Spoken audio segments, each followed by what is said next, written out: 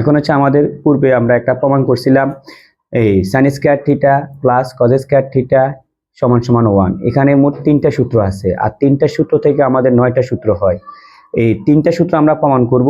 আমরা এই পর্ব নাম্বার 2 এ আমরা 1 নাম্বার সূত্র প্রমাণ করছি, সেটা হচ্ছে sin square theta plus cos square theta সমান 1। এখন প্রমাণ করব আমরা জ্যামিতি উপায়ে প্রমাণ করব আমরা। সেটা হচ্ছে জ্যামিতি উপায়ে প্রমাণ কর যে sec square theta minus tan square theta equal to 1। আমরা লিখব লেফট হ্যান্ড সাইড। তাহলে sec square theta minus tan square theta. এখানে জ্যামিতির কথা বলা হয়েছে, তো আমরা অবশ্যই একটা সমকোণী ত্রিভুজ আঁকবো। সমকোণী ত্রিভুজ কাকে বলে? যে ত্রিভুজের একটি কোণ 90 ডিগ্রি। তাহলে এই ত্রিভুজের এই কোণটা 90 ডিগ্রি, এই জন্য আমি এটাকে লাল কলম দিয়ে তোমাদেরকে মার্ক করতেছি। এটা 90 ডিগ্রি আর এটা হচ্ছে ত্রিভুজ। আর এখানে যখন থিটা আছে, আমরা অবশ্যই থিটা এখানে দিতে পারবো, এখানে দিতে পারবো। আমরা থিটাটা এখানে দিব। আর এই ত্রিভুজ একটা নামকরণ করি এ বি সি। তোমাদের হয়তো জানা আছে আমরা এখানে অনেকগুলো ছন্দ দিছি। সেটা হচ্ছে কি, সাগরের লবণ আছে, কবরে ভূত আছে, তেরা লম্বা ভূত। তো এখানে এই সাগরের সাইন, কবর মানে কস, টেরা মানে ট্যান। তো ছন্দ আমাদের ট্যানের সাথে মিল পাওয়া গেছে। আর এটা তো আমি ছন্দ শিখি নাই। তো ট্যানের ছন্দ বলো। ট্যান মানে কি? টেরা। ট্যান মানে কি? টেরা। টেরা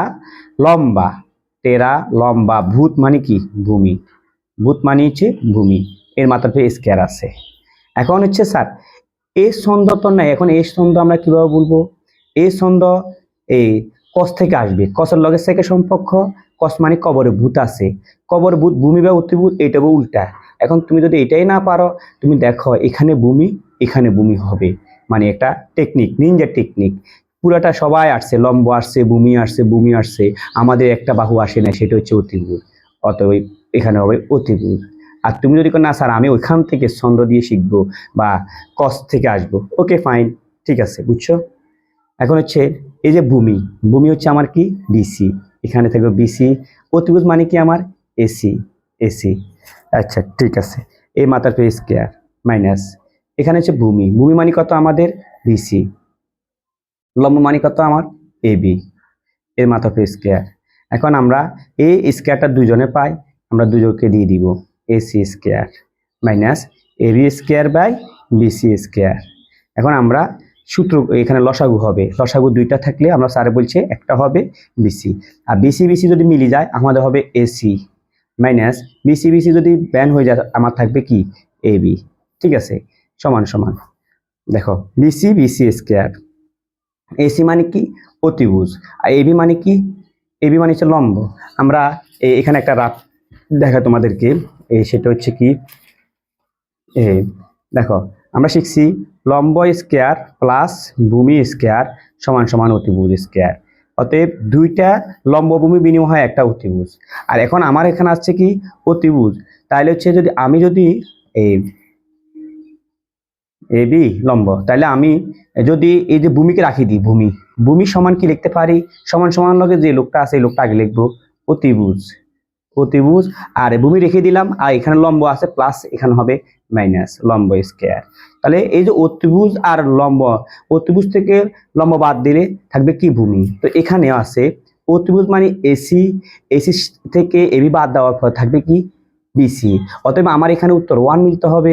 এই জন্য এখানে বিসি আছে, এখানেও বিসি দিতে হবে। বিসি দিলেই তো আমি এখানে উত্তর 1 হবে। অতএব এই বিসি আর বিসি কাটা, যার কেউ না তার এক একজন আছে, অপর আল্লাহ। এটা হচ্ছে রাইট হ্যান্ড সাইড।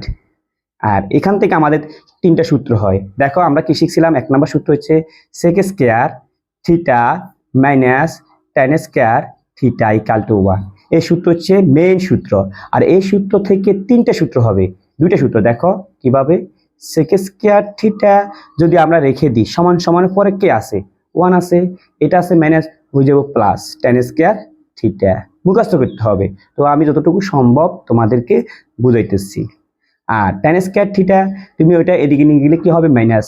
তো আমি ওই দিক মানে এদিক নিলাম, tan square theta equal to কি হবে? sec square theta minus 1। অতএব এই সূত্র এ, এগুলা তিনটা সূত্র শিখে নিবা আর প্রমাণটা শিখে নিবা, ঠিক আছে।